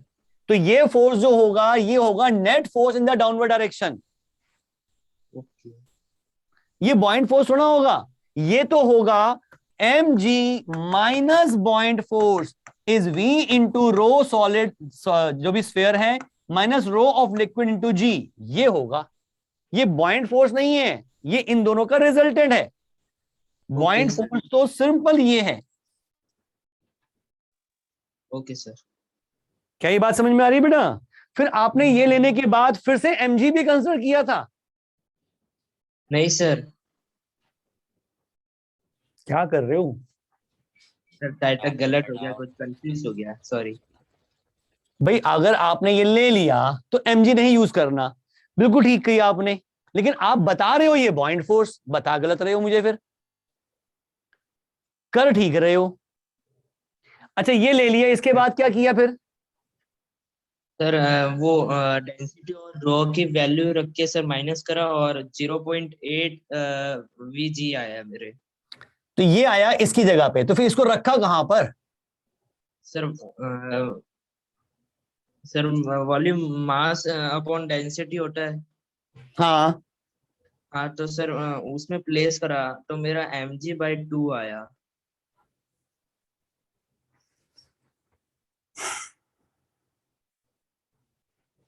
वॉल्यूम होता है मास अपॉन डेंसिटी, ठीक है होता है। तो आपने क्या पुट किया यहां पर? सर 0.8 नीचे या m की जगह पर? m 0.m 0.m। हाँ बेटा पहले क्लियर हो कि क्या बोलना है। m की जगह पे क्या पुट किया? m ही रखा या कुछ और लिखा? नहीं सर एम ही रखा। फिर आगे और सर अपॉन सर डेंसिटी 1.63। 1.6 ठीक है। फिर सर मैंने 0.8। सर व्हाट्सएप में सॉल्यूशन मांग लो सर इसे। अच्छा मुझे कुछ भी समझ नहीं आ रहा, आप मुझे सॉल्यूशन भेज देना, मैं डिस्कस करके बता दूंगा आपको। Okay sir. क्या ये सॉल्यूशन समझ में आ रहा है? Yes sir. Yes sir. Yes sir. Yes sir. इस क्वेश्चन का हिंट समझ लो, करोगे आप खुद अपने आप। यस हिंट सर, इसमें देना बताना मत। हाँ, एक तो इसमें यूज होगा थोड़ा सा साइन रूल। Sine rule. दूसरा देखो उसने क्या कहा है, the point charge q is fixed above distance d from the point of suspension at a point body of mass this light rod m l as shown in the figure. Determine the range of m for which the point mass remain in stable equilibrium. ये stable equilibrium में रहे उसके लिए होना चाहिए कि थोड़ा सा भी डिस्प्लेस करूं तो इस पे नेट फोर्स नीचे की तरफ लगना चाहिए या वापसी लगना चाहिए? Yes sir. इसका मतलब इनके बीच में एक इलेक्ट्रोस्टैटिक अट्रैक्शन है। अगर थोड़ा सा इधर करते ही अट्रैक्शन स्ट्रांग हुआ तो ये तो ऊपर चला जाएगा। Yes sir. और अगर वेट ज्यादा हुआ तो वापस आएगा। Yes sir. बस यही कंडीशन लेके चलनी है। mg टेंशन की टर्म्स में आंसर आ रहा है। हाँ, आंसर तो mg की टर्म्स में ही आएगा। सर स्टेबल में मतलब वापस आना चाहिए ना। वापस आना चाहिए। अब वापस कैसे आए उसके लिए सर आपने स्मॉल एंगल थीटा बोला है तो काफी ज्यादा स्मॉल लेना है क्या? मतलब बहुत छोटा लेना है। हॉरिजॉन्टली रहेगा फिर? लगभग ये मतलब डिस्टेंस cos नहीं थीटा होगा। 1 रहेगा। बिल्कुल यहां तक लेके आओ। ये एंगल थीटा बहुत छोटा रहना चाहिए। सर लेकिन मैंने इक्वेशन बिना साइन रूल के भी सॉल्व कर दिया था। तो कंपोनेंट लेने पड़े होंगे। हाँ सर, वो थोड़ा सा लेंदी बैठ गया था। साइन रूल से बहुत जल्दी हो जाएगा। तो कंपोनेंट में एंगल का थोड़ा दिक्कत आई थी मुझे तो। बिल्कुल आएगी, थोड़ी नहीं बहुत दिक्कत आएगी। तो दिमाग खराब हो गया था एंगल की वजह से। क्योंकि यहाँ एंगल कुछ और बनेगा, ये एंगल कुछ और बनेगा। सर हो गया सर था। आपने जो अभी बताया आप तो काम कर दीजिए। देखो मैं डायग्राम बना के दिखा देता हूँ आपको, थोड़ा सा और समझ में आ जाएगा। ये पॉइंट हमने ले लिया O जहां फिक्स है, ये वर्टिकल लाइन, ये ऊपर यहाँ पे है कैपिटल Q, और मैंने इसको यहां दिखा दिया। एंगल थोड़ा बड़ा दिखा दिया लेकिन है छोटा, सिर्फ डायग्राम बनाने के लिए। इस तरह से ये लेंथ है L की, ये डिस्टेंस है D का, ये एंगल मैंने मान लिया थीटा। अब अगर मैं देखूं इसमें तो यहां लगेगा इलेक्ट्रोस्टैटिक फोर्स, नीचे लगेगा mg, और इसके अलोंग लगेगी टेंशन।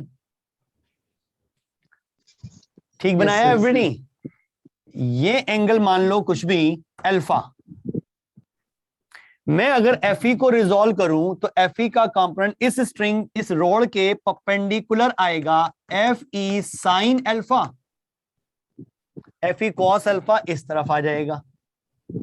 और mg को देखूं तो mg के लिए थीटा ये है तो इस तरफ आएगा mg साइन थीटा।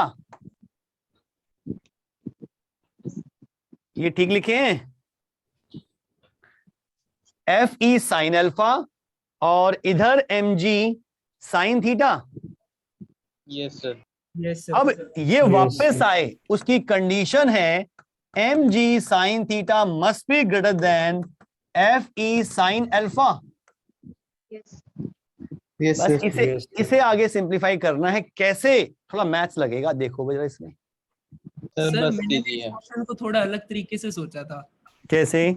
सर जैसे अब दोनों चार्जेस हमें अपोजिट दे रखे हैं और वो रोड में सस्पेंड भी हुआ है, तो एक पॉसिबिलिटी ये भी तो हो सकती थी ना कि वो एकदम से ऊपर चला जाता।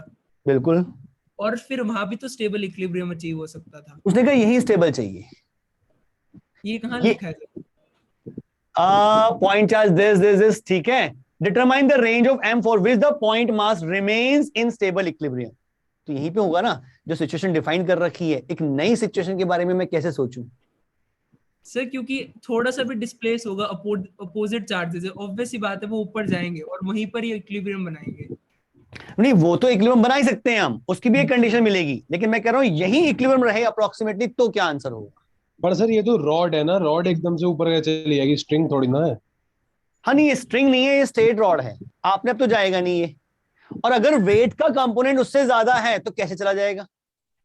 तभी मैंने कहा कि ये वाला फोर्स अगर इससे ज्यादा होता है तो ये इसे ऊपर कैसे जाने देगा, वापस खींचेगा। यहां भी इक्विलिब्रियम रह सकता है, दो आंसर आ सकते हैं। ये क्वेश्चन एक बुक में से है, पाथ फाइंडर, काफी टफ क्वेश्चंस उसमें हैं सारे। उसमें जो आंसर दे रखा है वो इस इक्विलिब्रियम का दे रखा है। मैं आपको दोनों आंसर बता दूंगा कि जर्नल किसी भी थीटा के लिए इक्विलिब्रियम चाहिए तो क्या आंसर होना चाहिए, और इसके लिए इक्विलिब्रियम चाहिए तो क्या आंसर होना चाहिए। दो अलग आंसर आएंगे उसमें। सर एक बार जो स्मॉल एंगल अप्रोक्सीमेशन है सर, एक बार वो बता दो कौन कौन। स्मॉल एंगल अप्रोक्सीमेशन एंड में यूज करना पड़ेगा बेटा। तो हम यहाँ पे ये डिस्टेंस जो है अप्रोक्सीमेटली d प्लस एल ही ले लेंगे। ये डिस्टेंस अप्रोक्सीमेट नहीं सर, मैं कह रहा हूँ लाइक जैसे जब जो थीटा होता है, जब वो बहुत स्मॉल होता है तो फिर हम लेते हैं ना कि sine theta is equal to theta, ऐसा मतलब वो वाले फॉर्मूला क्या है उसमें? तो यही है कि साइन थीटा को approximately theta approximately tan theta कुछ भी लिख दो if theta is very small, और कॉस थीटा अप्रोक्सीमेटली 1 बन जाता है। ये अप्रोक्सीमेशन लेते हैं हम बेटा। बस ध्यान रखना है इसके लिए थीटा जो है वो रेडियंस में होना चाहिए, डिग्री में नहीं। क्या ये क्लियर? Yes sir. अभी भी किसी का कोई डाउट है पूछ लो, पहले तो डाउट ही सॉल्व करें फिर आगे चलेंगे। सर एडवांस वाला भी एक क्वेश्चन था अगला। हाँ, क्या ये कर पाओगे आगे या सॉल्व करूं? सर ट्राई करेंगे। सर ट्राई करेंगे। हो जाएगा सर, आगे चलिए। ये वाला क्वेश्चन हो गया सर। बहुत बढ़िया। सर ये वाला नहीं हुआ, एक बार बता दो। इसका आंसर तो आपको नेट पे भी मिल जाएगा, आंसर मुझे याद नहीं पर मिल जाएगा नेट पे कहीं ना कहीं। जेई एडवांस में आया हुआ क्वेश्चन है, देख सकते हो। बढ़िया क्वेश्चन है, लेमीज थ्योरम से आराम से हो जाता है।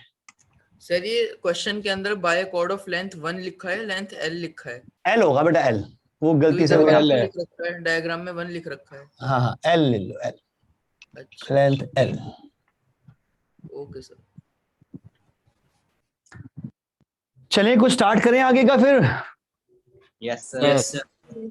कल कोई कल एक्स्ट्रा क्लास है, लेकिन कल कोई डाउट सॉल्व नहीं करूंगा मैं। सर ये सैटरडे को ले लो, अगर ले कराएंगे सकते हो तो। है बेटा, ले लेना। सैटरडे को ले एडवांस लो वाला क्वेश्चन एक बार सॉल्व करा दीजिए। Yes sir. क्या चीज? सैटरडे को लाइव क्लास ले लो सर। सैटरडे को देखूंगा, लेकिन कल तो ले ही रहा हूँ। Yes sir. सर वो एडवांस वाला क्वेश्चन थोड़ा सॉल्व करो तो सही, खुद भी कुछ सारे कुछ मेरे से ही करवाओगे। पढ़ा दीजिए ना। हिंट दे देता हूँ, हिंट दे देता हूँ। एफबीडी बनाओ, किसी भी बॉडी पे फोर्स निकालो, 3 फोर्स लग रहे हैं, इक्विलिब्रियम में है बॉडी, लेमीज थ्योरम लगा दो या वो कंपोनेंट में रिजॉल्व करो। कंपोनेंट में रिजॉल्व करने में परेशानी होगी, लेमीज थ्योरम आपकी हेल्प करेगी और आराम से अल्फा एंगल निकल जाएगा। 4 फोर्सेस लगे हैं। नॉर्मल रिएक्शन, हाँ 4 फोर्स लगेंगे, तो 2 तो हम कर सकते हैं क्योंकि टेंशन और इलेक्ट्रोस्टैटिक फोर्स तो एक ही लाइन के अलग होंगे ना, तो टेंशन और इलेक्ट्रोस्टैटिक फोर्स को तो हम एक सिंगल फोर्स बना देंगे। Yes sir. टेंशन और इलेक्ट्रोस्टैटिक फोर्स को तो मैं रिजल्टेंट बना सकता हूं एक ही, और दूसरा लगेगा नॉर्मल रिएक्शन और mg। ठीक है? Yes sir. Yes sir. कहते हो तो मैं एफबीडी बना देता हूं। Rigid insulating wire frame is form of right angle triangle ABC. Right angle triangle है तो ये 90 का एंगल है। ठीक है जी। Set in the vertical plane shown the figure 2 beads of equal masses m each and carrying charge q1 and q2 are connected by a cord of length l can slide without friction on the wire. Considering the case when the beads are stationary, determine the angle alpha. इस समय देखूं तो नीचे लग रहा होगा mg, इसके perpendicular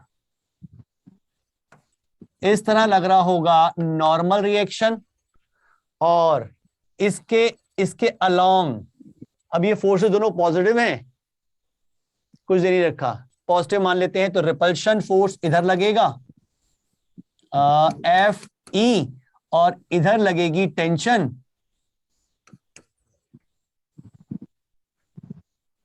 क्या यही होगा? टी और एफ ई को तो मैं मिक्स कर सकता हूं। यस तो मैंने ये Fe हटाया और इसकी जगह लिख दिया T माइनस Fe, एक सिंगल फोर्स। तीन फोर्स रह गए, बैलेंस्ड है। Yes sir. ऐसा ही डायग्राम दूसरे का भी बना सकते हो। Yes sir. लेमिस थ्योरम याद है? Yes sir. सिल्वर बता दीजिए।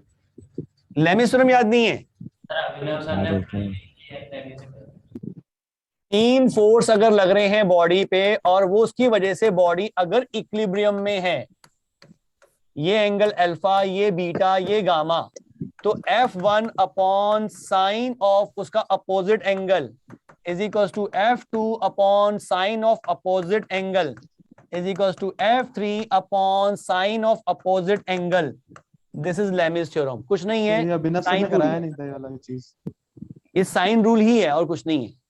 इसे साइन रूल भी कह सकते हैं। साइन रूल की हेल्प से ही ये लेमिस थ्योरम बन गई है। अगर ये तीनों फोर्सेस बैलेंस है, मतलब ये नेट फोर्स 0 है, तो ये इक्वेशन सेटिस्फाई होती है, जिसे हम लेमिस थ्योरम कहते हैं। ये अप्लाई करो, जल्दी हो जाएगा क्वेश्चन। ठीक है? यस। जितना खुद करोगे उतना अच्छा है। और एंगल निकालना मुझे लगता है कोई मुश्किल काम है, आराम से निकल सकते हैं। अब तो कर लेंगे भाई। वो अल्फा है तो वो 90 लग रही है सर। कंपोनेंट्स के लिए भी एंगल आ गए थे। हाँ आ जाते हैं, पर लेमिस थ्योरम हमेशा हेल्प करती है, जल्दी हो जाता है। तीन फोर्स है तो कर सकते हो। चलें आगे? Yes sir. Yes sir. Adarsh, मेरे को लगता है पूरी क्लास ही निकल गई डाउट्स में। कल कोई डाउट सॉल्व नहीं करूंगा, कल कोई डाउट सॉल्व नहीं करूंगा, सिर्फ पढ़ेंगे। Find the net electric field intensity at the centre of the square. क्या ये किया था? ये भी मैंने होमवर्क दिया था। ये भी हो गया। सेंटर पर नेट इलेक्ट्रिक फील्ड निकालनी है, तो भाई दोनों की वजह से, चारों की वजह से निकालनी है।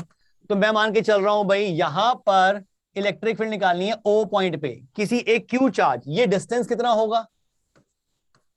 A√2/2। A/√2 कह सकता हूं? Yes sir. स्क्वायर है। Yes sir. ठीक है, तो Q की वजह से जो इलेक्ट्रिक फील्ड है, अगर मैं उसको E कह दूं, E मतलब KQ अपॉन A/√2 का स्क्वायर, इसको मैंने E नाम दे दिया तो लिखना आसान हो जाएगा। इस Q की वजह से इलेक्ट्रिक फील्ड इस तरफ E की होगी। Yes sir. इस 4Q की वजह से इस तरफ इलेक्ट्रिक फील्ड 4E की होगी। Yes sir. इस 3Q की वजह से इलेक्ट्रिक फील्ड इस तरफ 3E की होगी। Yes sir. और इस 2Q की वजह से इलेक्ट्रिक फील्ड इधर 2E की होगी। अब काम करना बड़ा आसान। देखो भाई, इस 3E और 2E, 3E और E का रिजल्टेंट इस तरफ आएगा 2E का, इसका और इसका, और इन दोनों का रिजल्टेंट इधर आएगा 2E का। ये 2E और ये 2E परपेंडिकुलर हैं, तो नेट इलेक्ट्रिक फील्ड इधर आएगी 2√2E की, यानी कि E नेट जो मिल रहा है दैट इज 2√2E, मतलब 2√2 इंटू KQ अपॉन A/√2 का स्क्वायर। मिल गया आंसर। हर बार मैं पूरी वैल्यू लिखूं, टाइम ज्यादा लगता है। एक E डिफाइन किया, फटाफट क्वेश्चन हो रहा है। क्या ये समझ में आ रहा है? Yes sir. Yes sir. Yes sir. Sir हाँ बेटा। सर ये 2E वाला समझाओ। ये 2E या रिजल्टेंट 2E? सर वो ब्लू वाला। ब्लू वाला देख, इधर 4E है, इधर 2E है, तो इन दोनों का रिजल्टेंट 2E नहीं होगा? सर दो वेक्टर्स अपोजिट डायरेक्शन में, उनको ऐड करना है तो उनके मैग्नीट्यूड सब्ट्रैक्ट हो जाते हैं। Yes sir. इधर वाला वेक्टर 4E मैग्नीट्यूड का है, इधर वाला वेक्टर 2E मैग्नीट्यूड का है, तो इन दोनों का रिजल्टेंट 2E। इधर वाले वेक्टर का मैग्नीट्यूड 3E, इधर वाला येलो वाला E, तो 3E और E का रिजल्टेंट 2E। तो 4 के दो रह गए, 2E एंड 2E, और दोनों परपेंडिकुलर भी हैं, तो इनका रिजल्टेंट 2√2E। यस सर, आ गया सर। वेक्टर्स आने चाहिए। सिर्फ एक नया फॉर्मूला आया है इलेक्ट्रोस्टैटिक्स का, बाकी तो सारे कॉन्सेप्ट पुराने 11th के ही हैं, कुछ नया नहीं कर रहे। वही फोर्स डायग्राम बना रहे हैं, वही बैलेंस कर रहे हैं, सब कुछ वही पुराना काम। सिर्फ एक इलेक्ट्रोस्टैटिक्स के फोर्स का नया फॉर्मूला मिल गया हमें बस। चलो जी, इसे भी कर डालो फटाफट। 6 charges, 3 positive and 3 negative of equal magnitude are to be placed at the vertices of a regular hexagon. 6 charges रखने हैं, 3 positive, 3 negative. Regular hexagon such that the electric field at O is double the electric field when only one positive charge of the same magnitude is placed at R. अगर R पे मैं एक charge रखता plus का, तो उसकी वजह से इलेक्ट्रिक फील्ड लेफ्ट में होती E, वो होती के क्यू अपॉन डिस्टेंस. अगर R का मान ले तो इतनी होती. वो कह रहा है कि चार्जेस कैसे रखूं कि नेट इलेक्ट्रिक फील्ड O पर इसकी डबल आए, इसकी डबल आए. डायरेक्शन भी सेम रहे, डायरेक्शन भी वही रहे. डबल ही क्या है उसने, same magnitude as placed at R, which of the following arrangement of charges for P. Sir U negative होगा फिर तो, U पर जो होगी. देख लेते हैं बेटा, इलेक्ट्रिक फील्ड डबल आनी चाहिए. O पे इलेक्ट्रिक फील्ड इसकी डबल आनी चाहिए. देखो, is double the electric field when only one positive charge of same magnitude is placed at R. अगर R पे मैं पॉजिटिव चार्ज रखता हूं, उसकी वजह से जो भी इलेक्ट्रिक फील्ड आनी चाहिए O पर, इस कॉम्बिनेशन की वजह से उसकी डबल आनी चाहिए. तो अब नया कॉम्बिनेशन निकालना है. R पे पॉजिटिव रखे और U पे नेगेटिव रख ले, QT पे सेम रख दे, PS पे सेम रख दे. अपनी तरह से तो रखना नहीं है, इन्हीं में से ढूंढना है. ऑर्डर भी दे रखा है. B देख लेते हैं. B में पहले स्टार्ट करना है P से, PQRST, PQRST ऐसे चलना है. तो P पे कह रहे हैं प्लस, Q पे नेगेटिव, फिर प्लस, फिर नेगेटिव, फिर प्लस, फिर नेगेटिव.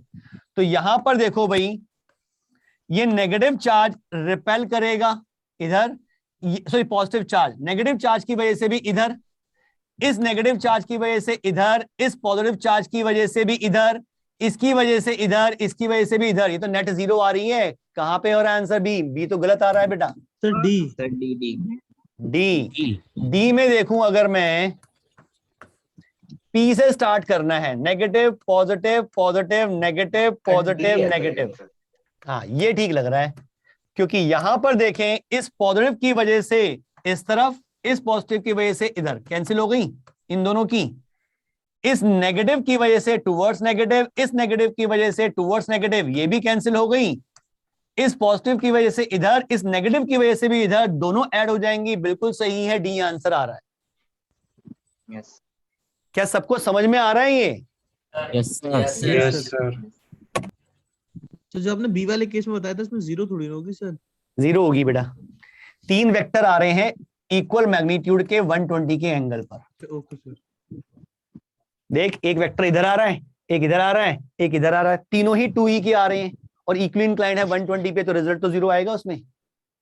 Okay sir. चलो नेक्स्ट देखो. Determine the charge small q kept at point B such that net electric field at point D is 0. Point A, B, C, D are kept at the vertices of a square. Equal charges capital Q are kept at point A and C. Small q निकालना है कि D पर net electric field 0 हो. फटाफट निकालो. तो nature तीनों का सेम है. बिल्कुल सेम दे रखा है, तो हमें पता ही नहीं है क्या है. हमें तो कैपिटल Q स्मॉल q की फॉर्म में दे रखा है, तो उसके अकॉर्डिंग हमें डिफाइन करना पड़ेगा. स्मॉल q कैसा है सर? माइनस रूट टू के क्यू बाय माइनस के क्यू. के क्यू की वैल्यू निकालनी है. कैपिटल स्मॉल q की वैल्यू क्या होगी बेटा? के क्यों आएगा उसमें? के तो कट जाएगा.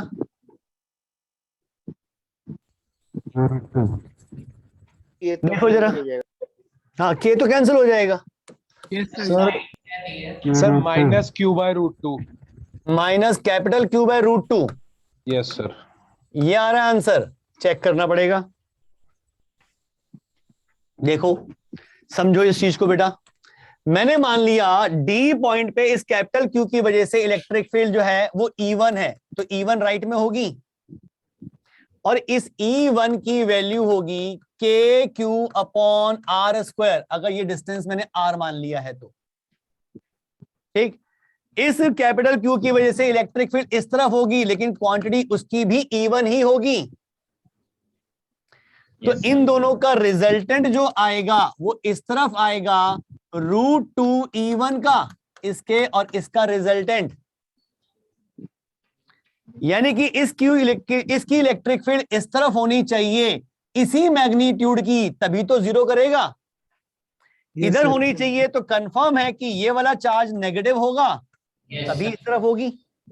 नेगेटिव तो समझ में आ गया, लेकिन कितने मैग्नीट्यूड का होगा निकाल लेते हैं। भी तो सेम होना चाहिए ना। हाँ, मैग्नीट्यूड तो निकाल ही रहा हूं बेटा। के क्यू स्क्वायर, नहीं के Q upon distance, distance is √2r का स्क्वायर। ये मैग्नीट्यूड √2E1 के बराबर होना चाहिए।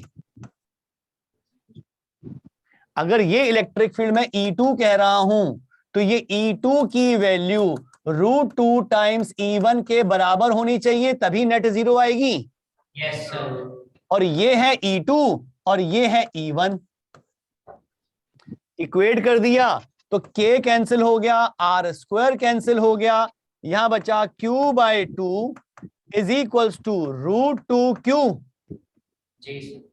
तो Q की वैल्यू तो आ रही है 2√2Q और फाइनल आंसर आएगा नेगेटिव का। तो मेरे हिसाब से तो ये आंसर गड़बड़ हो गई। सर वो डिस्टेंस a/√2 का ले लिया। अब वो देखो भाई कहाँ गड़बड़ कर दी भाई, ये R है तो ये तो √2R होगा ना। हाँ, वो बाय कर दिया गलती से। क्या ये समझ में आ रहा है? Yes sir. कई बच्चे तो बोलते ही नहीं है, शांत बैठे हुए हैं, मुझे लगता है समझ ही नहीं आ रहा। क्या फास्ट चल रहा है कुछ? नहीं सर, सही चल रहा है। इंदिरापुरम सेंटर, इंदिरापुरम समझ में आ रहे हैं? Yes sir. आगरा, चलो और कौन रह गया? सेक्टर 4 समझ में आ रहा है या खाली बैठे हो ऐसे ही बस टाइम पास? आवाज ही नहीं आ रही। समझ में आ रहा है। बढ़िया है। अब मैं टेस्ट में यही क्वेश्चन दे दूंगा, किसी दिन पता चल जाएगा कितना समझ में आ रहा है। क्लियर है ये क्वेश्चन? है बेटा? कल जो टेस्ट हुआ था उसमें कुछ ऐसे क्वेश्चंस थे जो बीपीडी में थे या फिर क्लास के अंदर हुए थे।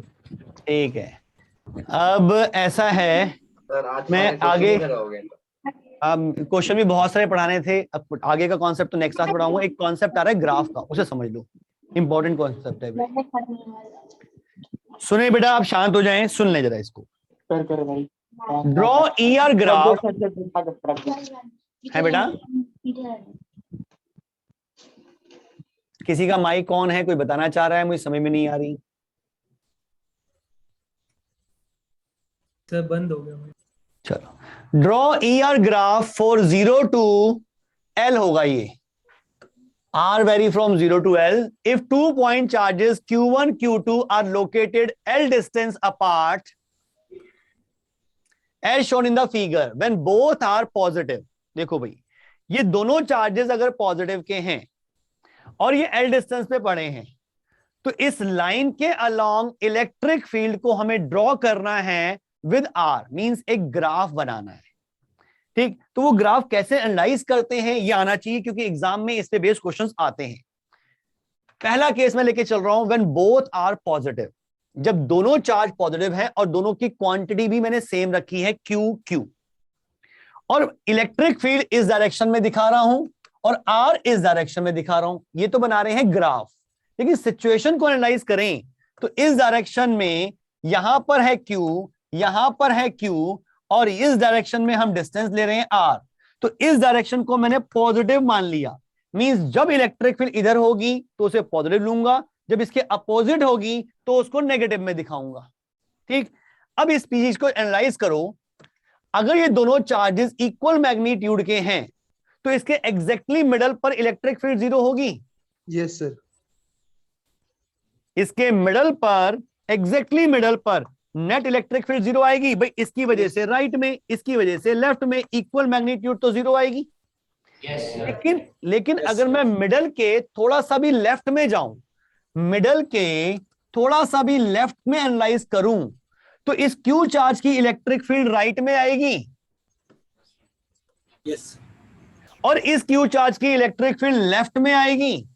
Yes sir. स्ट्रॉन्ग कौन सी होगी, राइट वाली लेफ्ट वाली? राइट वाली, क्योंकि इसके नजदीक आ गया, डिस्टेंस इससे कम हो गया, इसकी इलेक्ट्रिक फील्ड वीक हो जाएगी। तो यहां पर नेट इलेक्ट्रिक फील्ड किस तरफ रहेगी? राइट की तरफ। राइट में, राइट में। और राइट डायरेक्शन मैंने पॉजिटिव मानी है, तो इसका मतलब यहां पे इलेक्ट्रिक फील्ड पॉजिटिव दिखाऊंगा। Yes sir. और मिडल के अगर मैं राइट में मूव करता हूं तो इसकी इलेक्ट्रिक फील्ड रिपल्सिव, इसकी इलेक्ट्रिक फील्ड रिपल्सिव, लेकिन अब इसकी स्ट्रांग है, तो नेट इलेक्ट्रिक फील्ड लेफ्ट में आएगी, मतलब नेगेटिव डायरेक्शन में, तो वो नीचे दिखाऊंगा। यानी कि इनके बीच में जो ग्राफ बनेगा वो कुछ ऐसा बनेगा। देखो भाई, ग्राफ जो बनेगा वो ऐसा बनेगा, यहाँ पे इलेक्ट्रिक फील्ड 0, इसके इधर नेगेटिव में जा रही है, इसके इधर पॉजिटिव में, और इन चार्जेस के जैसा है बेटा, tan थीटा के ग्राफ के जैसा। tan थीटा मत कहो, cot थीटा को तो ज्यादा अच्छा है क्योंकि डिक्रीजिंग है। Yes sir. tan का तो इंक्रीजिंग होता है ना, ये तो डिक्रीज कर रहे हैं। cot थीटा के ग्राफ जैसा बन रहा है यहाँ पे। यहां तक तो समझ में आ गया।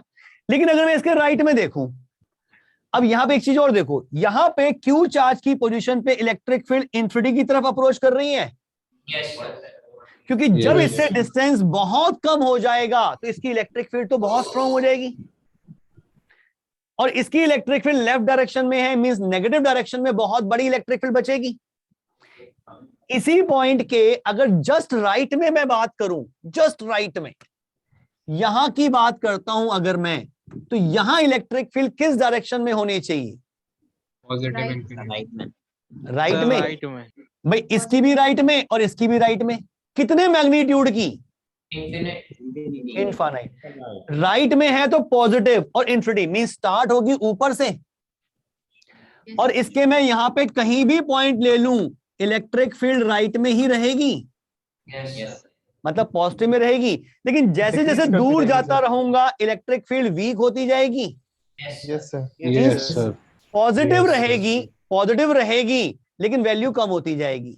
तो इधर का जो ग्राफ बनता है वो कुछ इस तरह से बनता है। क्यों बना ऐसा समझ में आ रहा है? Yes sir. इस तरफ का बताओ कैसे बनेगा, इस तरफ का? ऊपर या नीचे? नीचे। क्योंकि यहाँ पर इलेक्ट्रिक फील्ड, यहाँ पे इलेक्ट्रिक फील्ड लेफ्ट में रहेगी, मींस नेगेटिव डायरेक्शन में, तो मुझे नेगेटिव में शो करनी है, तो ऐसा ही ग्राफ नेगेटिव में दिखा दूं। Yes sir. इस पार्ट का ग्राफ जो है वो कुछ इस तरह से बन जाएगा। क्या ये ग्राफ समझ में आ रहा है? हाइपरबोला नहीं कहेंगे ना? हाइपरबोला तो नहीं कहेंगे क्योंकि आर के इनवर्सली प्रोपोर्शनल नहीं है, आर स्क्वायर का पार्ट भी आता है। बिल्कुल। Okay sir. क्या ये बात क्लियर? जो राइट साइड में जो ग्राफ बन रहा है वो समझ में नहीं आया। ये वाला बेटा सर इंफिनिटी क्यों जा रहा है सर? है बेटा, इंफिनिटी क्यों जा रहा है सर? नीचे या ऊपर? ऊपर ऊपर सर। ऊपर। देख बेटा, अगर एक क्यू चार्ज है, उससे r डिस्टेंस पे अगर मुझे इलेक्ट्रिक फील्ड निकालनी है तो फॉर्मूला होता है k/r square. Yes sir. r की वैल्यू पुट कर 1 माइक्रोन, तो वैल्यू बहुत बड़ी आएगी। Yes sir. r की वैल्यू टेंडिंग टू 0 पुट कर, तो इलेक्ट्रिक फील्ड कितनी आएगी? Tending to infinity. यानी कि इसके बहुत क्लोज की बात कर रहा हूं तो डिस्टेंस तो ना के बराबर, अप्रोचिंग टू 0, तो इलेक्ट्रिक फील्ड तो बहुत बड़ी आएगी। क्लियर है? पॉइंट चार्ज की जो इलेक्ट्रिक फील्ड निकाली थी उसका ग्राफ भी तो ऐसे ही बनाया था। Yes sir. कोई दिक्कत इसमें? No sir. No sir. No sir. Sir बस एक चीज कंफर्म करनी थी, बोल बेटा। नेगेटिव चार्ज भी इलेक्ट्रिक फील्ड एक्सर्ट कर सकता है? नहीं ना? Negative charge electric field exert नहीं कर सकता ना? क्यों नहीं कर सकता? सर बट हमने तो ये पढ़ा था ना कि कूलम्स लॉ से पहले कि नेगेटिव तो फोर्स अपनी तरफ लेता है पॉजिटिव से, तो इलेक्ट्रिक फील्ड फोर्स लेता है तो उसे इलेक्ट्रिक फील्ड ना देना क्या? मतलब इलेक्ट्रिक फील्ड तो बाहर की तरफ एक्सर्ट होगी ना? अगर ये पॉजिटिव चार्ज है तो electric field away from positive charge होती है, अगर ये नेगेटिव चार्ज है तो electric field towards the negative charge होती है। इलेक्ट्रिक फील्ड तो है, क्यों नहीं है? ओके सर, मतलब वो अट्रैक्ट करेगा। ओके, इलेक्ट्रिक फील्ड उसकी वजह से किस डायरेक्शन में है वो चार्ज का साइन बताएगा, लेकिन चार्ज है तो इलेक्ट्रिक फील्ड तो होगी। Okay sir. सर बोल बेटा। सर हम अगर चार्ज के ऊपर इलेक्ट्रिक फील्ड देखें, मतलब जो चार्ज लाइक जो चार्ज जो इलेक्ट्रिक फील्ड एक्सर्ट कर रहा है, अगर मैं उसी के ऊपर देखूं तो सर फिर क्या उसकी वैल्यू आएगी? वो डिफाइन नहीं होती। तभी देखो यहाँ पे मैंने कोई वैल्यू डिफाइन नहीं की, यहाँ इन्फिनिटी और यहाँ माइनस R 0 हो जाएगा, इसलिए R 0 हो जाएगा। टेंडिंग टू 0 हो जाएगा। किसी भी पॉइंट चार्ज के पोजीशन पर उसी की वजह से इलेक्ट्रिक फील्ड डिफाइंड नहीं है।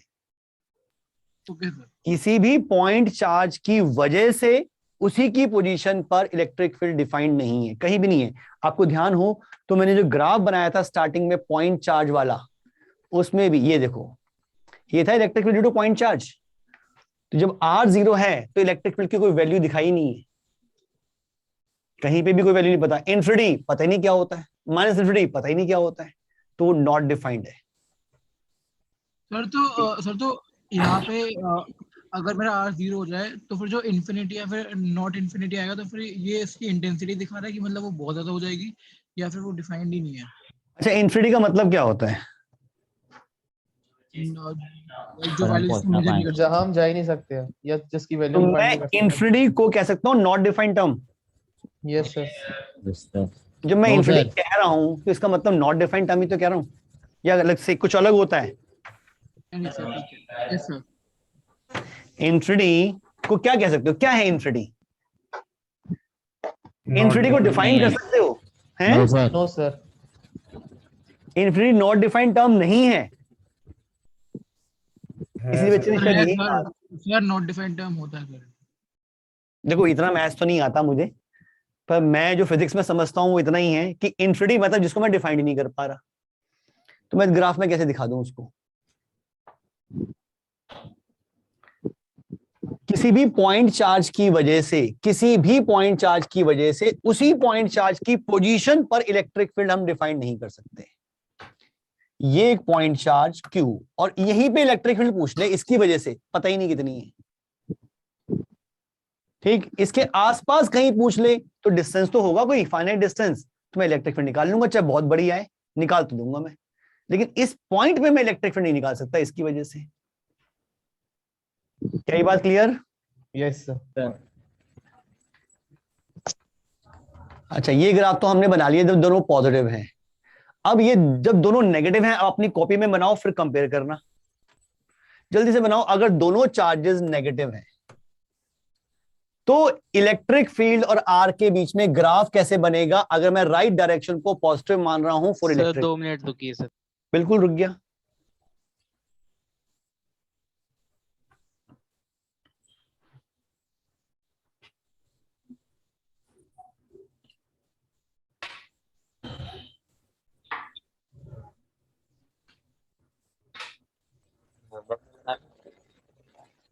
प्रशांत ये कुछ पूछ रहा था, SCR क्या है? SCR पूछ रहे प्रशांत? Yes sir. SCRA होता है कुछ, SCR तो नहीं, SCRA, special classes for railway apprentice. ये एक एग्जाम होता है, गवर्नमेंट का ही एग्जाम है, रेलवे की जॉब के लिए है। बहुत अच्छा एग्जाम है, IIT से बेटर माना जाता है, सिलेक्शन आसान नहीं है।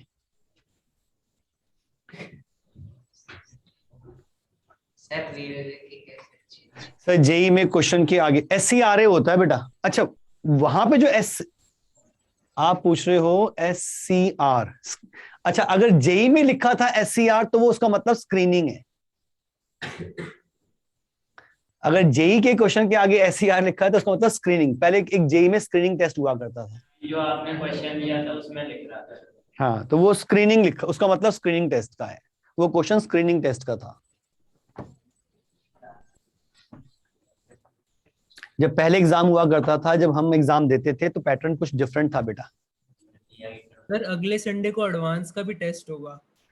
बिल्कुल होगा। तो उसके लिए क्वेश्चंस की प्रैक्टिस कहाँ से करें, क्योंकि हमारे क्लास में तो मैं करवा ही रहा हूँ, वैसे अच्छे टफ क्वेश्चन भी करवा रहा हूँ क्लास में, वही कॉन्सेप्ट रहेंगे। थोड़ा सा आपको मैं असाइनमेंट भेज देता हूँ। यस सर, असाइनमेंट भेज दूंगा। मॉड्यूल में से क्वेश्चन बता दो सर। मॉड्यूल आ तो चुके हैं आपके पास, क्या कब पहुंचेंगे ये पता नहीं, देखते हैं। पहुंच गए। तब मॉड्यूल को क्वेश्चन बता दो, किसी किसी के पास है मॉड्यूल के क्वेश्चन को टिक लगवा दो, कौन कौन से कर सकते हैं अभी। मॉड्यूल मिल गए हैं क्या आपको?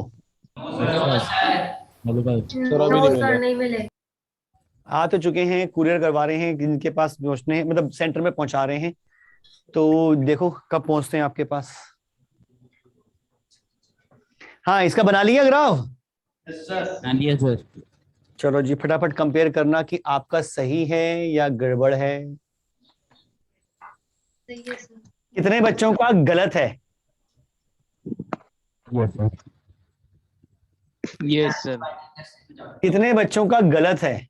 हाथ खड़ा करें जो मुझे नजर आ रहे हैं। अरे बाप रे, इतनों ने गलत कर दिया आगरा में। सर बीच में गलत थोड़ा गलत हो गया,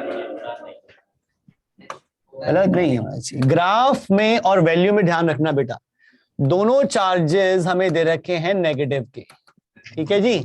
हमने इनके बीच में एक पॉइंट लिया, एग्जैक्टली बीच में, तो इलेक्ट्रिक फील्ड 0 होगी। मिडल के राइट में देखेंगे, नेगेटिव चार्ज की electric field away from negative charge होती है, तो नेगेटिव चार्ज की इलेक्ट्रिक फील्ड इधर, ये स्ट्रांग होगी, ये वीक होगी, क्योंकि उसके पास आ चुका है, तो नेट इलेक्ट्रिक फील्ड इधर नेगेटिव डायरेक्शन में। नेगेटिव की तो टुवर्ड होती है ना। ओहो, तभी मैं कहूँ ग्राफ उल्टा क्यों बन रहा है, मैं गलत कर रहा था।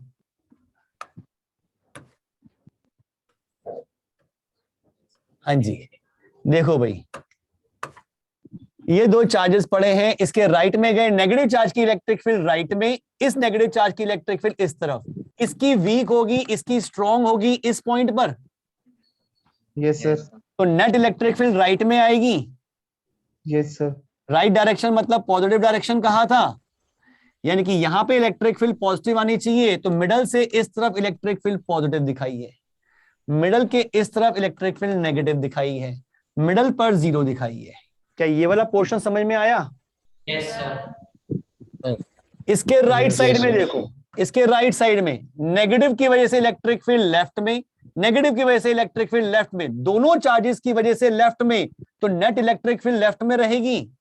Yes sir. मतलब नेगेटिव डायरेक्शन में तो सारी इलेक्ट्रिक फील्ड नेगेटिव ही आ रही है, लेकिन जैसे जैसे दूर जाते जाएंगे मैग्नीट्यूड उसका कम होता जाएगा, ठीक। ऐसे ही इसके लेफ्ट में देखूं तो नेगेटिव की चार्ज की वजह से राइट में, इस नेगेटिव चार्ज की वजह से भी राइट में, नेट राइट में, मतलब पॉजिटिव डायरेक्शन में, तो सारी इलेक्ट्रिक फील्ड पॉजिटिव है। क्या ये क्लियर? Yes sir. इसके आगे के ग्राफ में आपको भेज रहा हूं, आप इन्हें एनालाइज करेंगे, कहीं कोई दिक्कत हो तो मेरे से पूछ लेंगे। Q1 पॉजिटिव, Q2 नेगेटिव, और Q1 का मैग्नीट्यूड Q1 के मैग्नीट्यूड से बड़ा है, तो ग्राफ पूरे मिल जाएंगे, लेकिन क्यों बन रहे हैं ये आपको लॉजिक क्लियर होने चाहिए इन सब के, ठीक है। यहां तक का पोर्शन आपने करना है। कल की क्लास में मैं फिर रिपीट कर रहा हूं, कोई डाउट सॉल्व नहीं करूंगा, सिर्फ आगे का पढ़ेंगे, ठीक। सर ये वाला ग्राफ सर कल ओनली एक क्लास हुई है बेटा। कल क्लास शुरू तो 4 बजे होगी, खत्म पता नहीं कितने बजे होगी, जब हो जाएगी हो जाएगी। 4 बजे स्टार्ट कर देंगे, ठीक है। सर DPP 4 नहीं आए और DPP 5 जो है वो टेस्ट सेक्शन में है। 4 आए, ऐसे कैसे हो गया? 4 नहीं, 4 नहीं आई, 5 टेस्ट में 4 आई नहीं है सर। मैंने टेस्ट वाली अटेम्प्ट की सर। हाँ सर वो सर टेस्ट की अटेम्प्ट की सर। हाँ। सर फिर दोबारा सर वो क्वेश्चन शो ही नहीं कर रहे सर। मैं करवाता हूँ, कुछ ना कुछ गड़बड़ चल रही है सर, चेक कर रहा था बस। मैं करवाता हूँ, ठीक करवाता हूँ। 5 DPP हैं, पांचों के पांचों अटेम्प्ट करने हैं आपने। आज कुछ नया पढ़ाया नहीं है, तो आज कोई नया DPP नहीं दूंगा, कल की क्लास के बाद आएगा। ओके सर, ठीक है बेटा, मिलते हैं कल की क्लास में। Bye sir. बाय बेटा, बाय बेटा। Thank you.